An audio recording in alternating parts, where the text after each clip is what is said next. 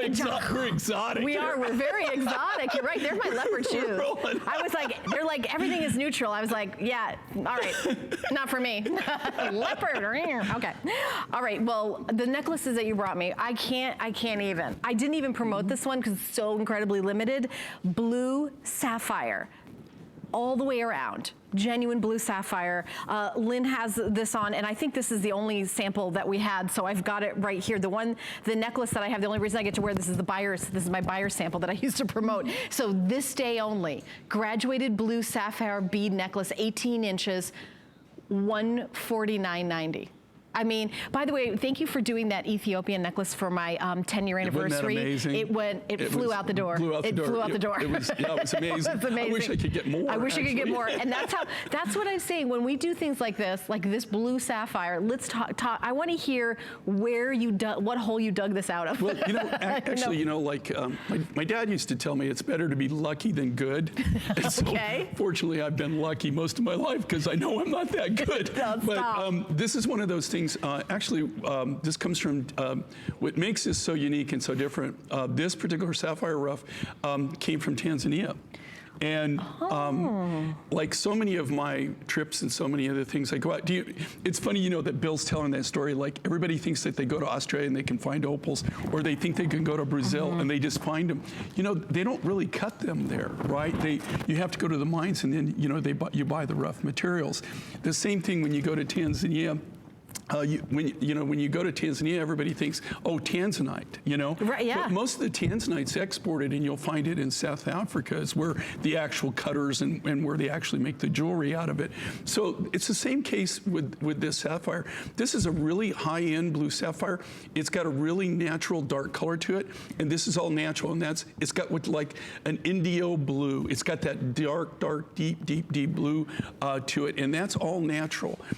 Usually when you see sapphires that are this dark and this deep, it's usually they've had some kind of heat treatment to them, or they've had an oil treatment where they actually, they kind of like cook it. This is all natural. We cut this right from the natural rough. Look at that sparkle. There's not a lot of these guys, okay? And usually this material, when you do find it from this region, it's usually over the top expensive. So we were fortunate in the fact that when we bought the tanzanite, they had this. It was a kind of like they had mined it. It was mined separately. It comes out of the same region, but there wasn't a lot of the rough. It's not like there's thousands of these, okay? There's a couple hundred, a few hundred of these. And genuine sapphire. I mean, so even if this was a strand with one sapphire, it would, I mean, and you saw it for $149, it would be amazing. But the fact that it's just such an amazing quality, I'm gonna take it off here so I can just show you the sparkle. It's already crazy popular. And you know what, with Jay, I think I only have 3 items with you. I have the necklace and earrings that I'm wearing and this necklace, and that's it. You know, for me, with jewelry, I like something really different, something really spectacular. I didn't go for easy. I went for rare and amazing, and this is what Jay did. I mean, only Jay could do this. I mean, you think about if you go to your local jewelry store and said, "Oh, well, do you have a blue sapphire necklace? Let me see your collection." They're going to be like, "What are you talking about? Like, we don't even have like maybe a sapphire 1 stone in a ring for $500." The appraisal on this is $265. That seems low to me. Well, you know, even on that, they always take the lowest appraisal. But a lot of times with these appraisers, I'll just be honest with you, when they appraise it, I don't know anywhere in the world that you could go buy it for that. Right. But we do take the appraisals, and that's what we do with it. But this is, if you look at the carat weight on this, okay?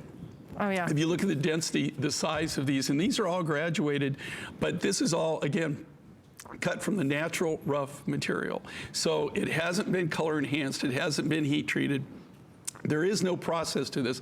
We just take the natural rough. They're all graduated. And this is something that I think everybody you know, should have, right? Or if you don't have a sapphire necklace, what I love about this is kind of a basic, but it's something that it's a go-to piece, right? That you're not going to just sit there in your jewelry box and you're never going to wear it, you're never going to take it out, right? It's going to be something that you're constantly going to. And it's also structurally, it's dense enough and heavy enough that if you've got pendants that you want to wear with it, you could actually wear pendants with this nut. It's so hard that you don't have to worry about scratching it or messing it up in any way. It's 18 inches with a 2 3/4 extender, and they are graduated. You know, I actually don't have a carat weight on my card. I have that it's 7 by 4 millimeter, 5 by 2 millimeter, just 7 by 4 millimeter stones, but I don't know what the, I mean, I honestly, I don't know what the carat weight is. Okay. I bet you do. You don't know just for doing that. Come on. What you do is, well, you know, we don't do the carat weights, but you can. Okay, so if you want to know the carat weight, if you buy the necklace, all you do is get a gram scale, right? Right. And they make them anywhere, you know, you get a gram scale. Weigh it. Okay, for every gram, each carat is 5, there's 5 carats per gram. So if you've got, let's say there was 10 grams, that'd be 50 carats, right? So that's how you figure it out. So what's your guess on this? Oh boy, I hate to guess, but I would say in excess of 150 carats, maybe more. Wow. Maybe, yeah, okay. Maybe more. That might be low. Dan, but it's better to go low than go high. Isn't that amazing though? But look at its sparkle, look at the gleam on this, look at its sheen. Again, these are, they're all individually hand cut. They hand facet, and if you've never seen hand faceting, these aren't machine faceted. They actually hand facet these beads. They use a daubing stick with glass, and then they have a diamond lap wheel, and they cut the original rondelle, so they'll cut the rondelles, and then they only facet one side at a time. They literally take it, they do one side of the bead, they facet it on one side of the bead, they set them all over to the side. When they've faceted however many beads they're going to cut, and they faceted one side of it, they go in, they take the wax on the daubing sticks, they break that off, they reheat it, they put it on the other side, and then they hand facet the other side of the bead. So you think about the time and effort it takes to just do that, to cut, you take the rough material, to facet one side of the bead, you get one side done, after all those are done, then you go back and you do the other side. So this isn't some kind of faceting machine where they drop them in and it does its magic, you know, and it has all these different diamond wheels. This is really, truly handcrafted, all individually hand done. And you can always tell hand done facets, and you can do hand done beads, because when you look close at any of the beads, you're going to see some of them are a little bit thicker, some of them are a little bit thinner. That is indicative. And the color isn't like all exactly the same color. That's how you know it's all natural. That's how you know it's all natural. Yeah. If it's all the same colors, now, I don't want to say it because there are exceptions to the rule. Sometimes things can be have the same color, but usually when it's a natural material and there's no treatment to it, it's very rare that it will be just identical. It's almost impossible to do it. Yeah, and this is brand new. You guys are the very first ones to see it. We just have a few hundred left, and this is, my producer's telling me, has been the most popular item in the Jewelry Host Pick. I mean, everybody, it's just really incredible. These are genuine sapphires, blue sapphires. Yep. And look at that. I mean, if you, at $149.90, I mean, you could get something made out of glass and plastic for that. I mean, just for a fashion necklace. This is amazing. What's really amazing about this material, though, and I get sapphires. There's sapphires all over the world, but it's very rare to get the sapphires out of Tanzania. You do see them. Usually, though, the quality of them is really, really high, and they're so expensive that there's very little of the material that we ever see down there that we can buy. We were actually down there buying tanzanite. We were buying tanzanite for future products. In fact, you're going to see one with Connie Craig later on in the day that actually we did on this trip. So, like I said, it's better to be lucky than good. And I've been fortunate in the fact that, you know, we'll leave on a trip. I'll start on a trip to like go to a turquoise mine. And it's really amazing what spins off of that, because it's all the different miners that you meet, or the people that just maybe I'll stop in to see what they've been doing, what they've been mining, and then it's really unusual for the fact that I always go in and I say, okay, what do you have that's new?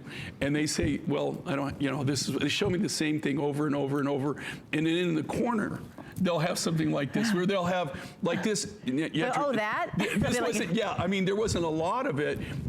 We had about 3/4 of a barrel of a 55-gallon drum is all we had on this rough material.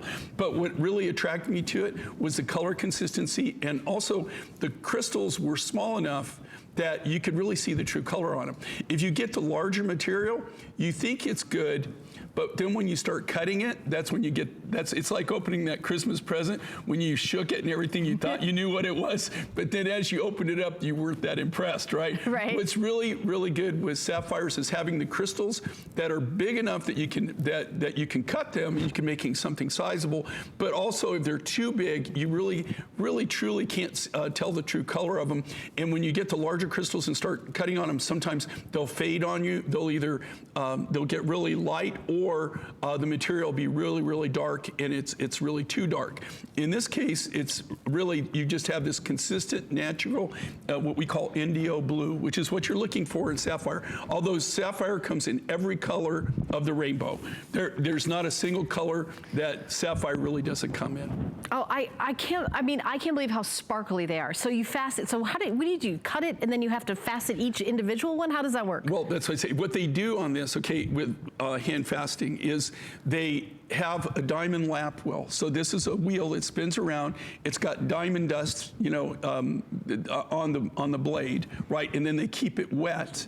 And then they take what they call a daubing stick. So they blank out the rondelle. They make the rondelle bead first. They take it and they grind the beads. They make all of the beads in the different sizes. Then they have what they call a daubing stick, which is basically a wooden dowel. They heat wax and they put that on one side of the rondelle bead. And then they sit there and they facet that. They put them all off to the side. Each bead? Each bead. That's crazy. When they're done with that, when they're done with that, then they break that off. They reheat the wax. They put it on the other side, and then they hand facet the other side. Oh my gosh. Also, when they're fasting, they're also, because it's they use several different wheels.